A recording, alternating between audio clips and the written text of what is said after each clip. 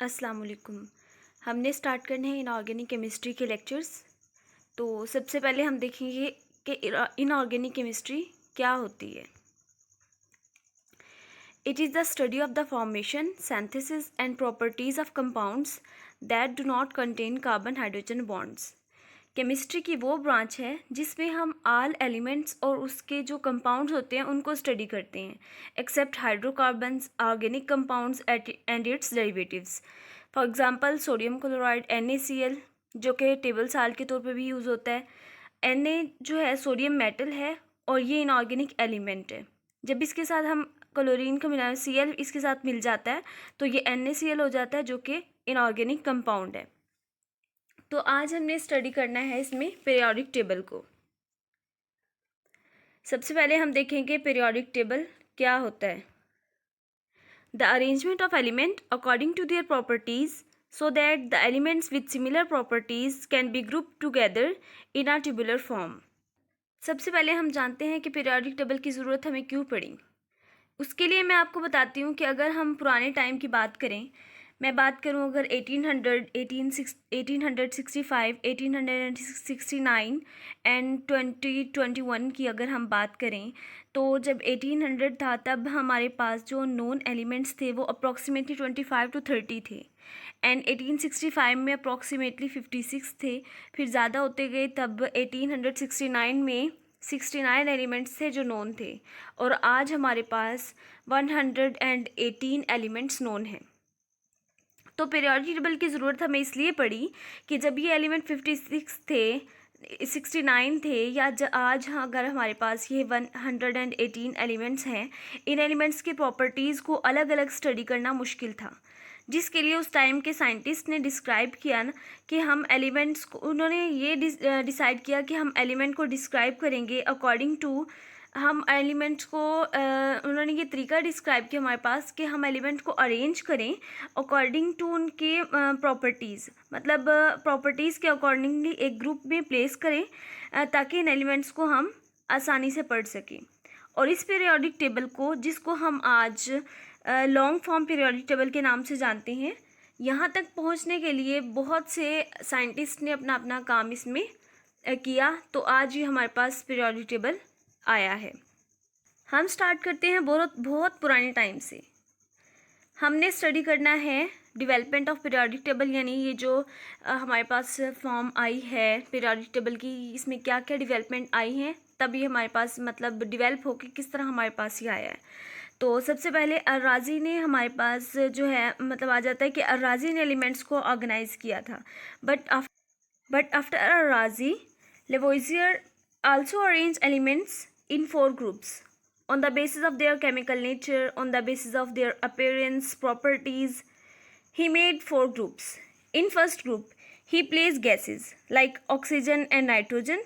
और ये जो ऑक्सीजन नाइट्रोजन है ये हमारे पास सबसे असेंशियल होती हैं, सबसे ज़्यादा असेंशियल होती है। देन ग्रुप 2 में इसने हमारे पास थी सारी की सारी नॉन मेटल्स, वो एलिमेंट्स जो कि हमारे पास एसिडिक ऑक्साइड बनाते हैं, जिसमें हमारे पास आ जाता है सल्फ़र, फास्फोरस, जो कि हमारे पास देते हैं सल्फ़र ऑक्साइड, फास्फोरस ऑक्साइड। जो सेकेंड ग्रुप है उनमें सारे के सारे हमारे पास नॉन मेटल हैं। In group 3 he put metals like copper, zinc, and group 4 में इसने हमारे पास, इस ग्रुप 4 में भी हमारे, और जो ग्रुप थी इसमें सारी की सारी मेटल्स थी, ग्रुप 4 में भी हमारे पास सारे के सारे मेटल्स ही हैं। In group 4 salt forming substance like calcium, magnesium, silicon, all these metals are salt forming. इन्हें हम अल्कलाइन अर्थ मेटल भी कहते हैं। इसके बाद हमारे पास आ जाता है डुबर्नर्स ट्राइएड्स। ये जो है ट्राइएड्स का कॉन्सेप्ट था हमारे पास, ये आया हमारे पास 1829 का कॉन्सेप्ट है ये, और उस वक़्त हमारे पास जो नॉन एलिमेंट्स थे वो अप्रॉक्सीमेटली 30 थे। He arranged elements with similar properties in a group of 3 known as triads, and he found that the average atomic mass of the middle element is roughly or exactly equal to the middle element. जो element उस time पर known थे ना, और वो element जिनकी property similar थी, उन्हें 3 के ग्रुप में इसने लिया, उन एलिमेंट को according to increasing atomic mass. और ये पाया कि अगर पहले और तीसरे का एवरेज निकालें, पहले और तीसरे एलिमेंट्स का एवरेज निकालें, तो जो एवरेज निकलता है तो वो एटॉमिक मास का मतलब जो एवरेज निकालते हैं तो जो एटॉमिक मास आएगा ना हमारे पास, that would be equal to the atomic mass of the middle element. मैं एग्जांपल से बताती हूँ आपको। फॉर एग्जांपल हमारे पास ट्राइएड था जिसमें हमारे पास है लिथियम है, सोडियम है, पोटाशियम है। हम जानते हैं कि इनकी प्रॉपर्टीज़ सेम होती है इनकी प्रॉपर्टीज़, मतलब वैलेंसी इनकी सेम होती है और ये सारी की सारी मेटल हैं। और जो लिथियम होता है उसका एटॉमिक मास हमारे पास, एटॉमिक मास होता है हमारे पास 6.9 या इसको 7 भी ले लें, या और जो पोटाशियम होता है उसका हमारे पास होता है 39.1। जब इसका एवरेज लिया तो हमारे पास एवरेज इसका आया 22.99, जो कि हमारे पास सोडियम का एटॉमिक मास है। एवरेज इसका हमारे पास है 22.9 और सोडियम का एटॉमिक मास भी हमारे पास होता है 22.9 यानी 23 होता है। तो इससे हमें पता चल गया कि जो एवरेज एटॉमिक मास होता है ना, वो जिससे ये पता चला कि अगर हम एलिमेंट्स को 3 के ग्रुप में अरेंज करेंगे according to their atomic mass और उसका एवरेज निकालेंगे तो निकाला जाए पहले और तीसरे एलिमेंट का, तो मिडल एलिमेंट के एटॉमिक मास के इक्वल आएगा। लेकिन इसके बाद हमारे पास ये आया कि मतलब इसमें कुछ लिमिटेशन भी थी।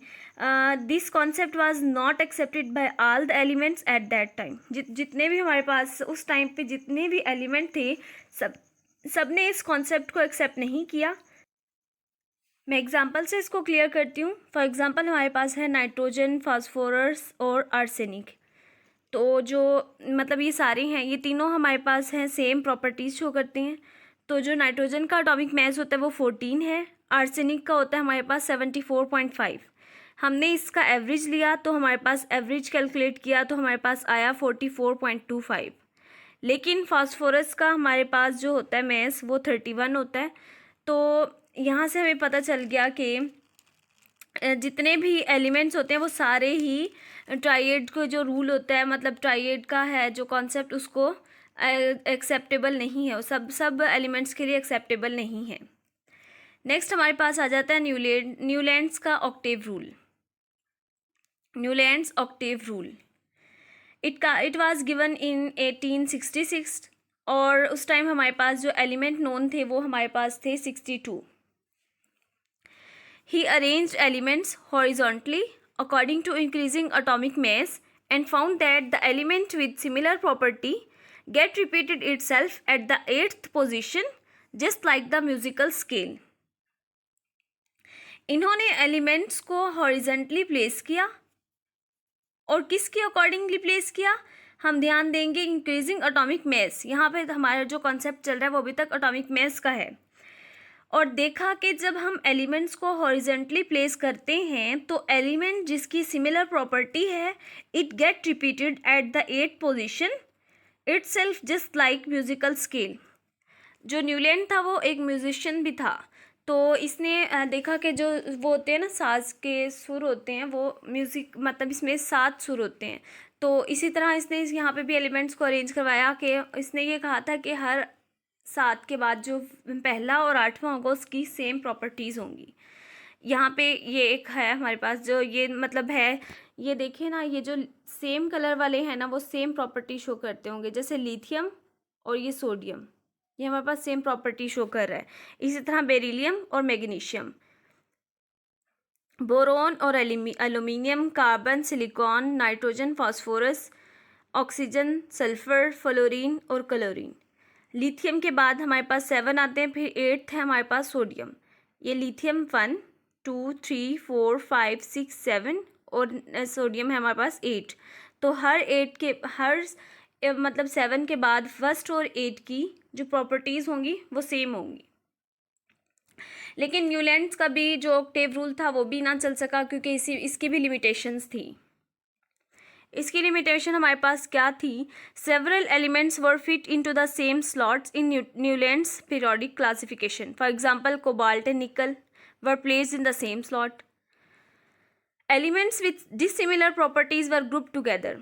सिमिलर प्रॉपर्टीज़ के तो उसने कहा था कि सेम होंगे, ग्रुप में रखी जाएंगी, लेकिन इसके जो पीरियोडिक टेबल था उस टाइम का उसमें डिसिमिलर प्रॉपर्टीज़ वाले एलिमेंट्स भी इकट्ठे रखे गए थे। For example halogen were grouped with some metal such as cobalt nickel. तो इसके बाद हम देखेंगे Mendeleev and Moseley periodic table.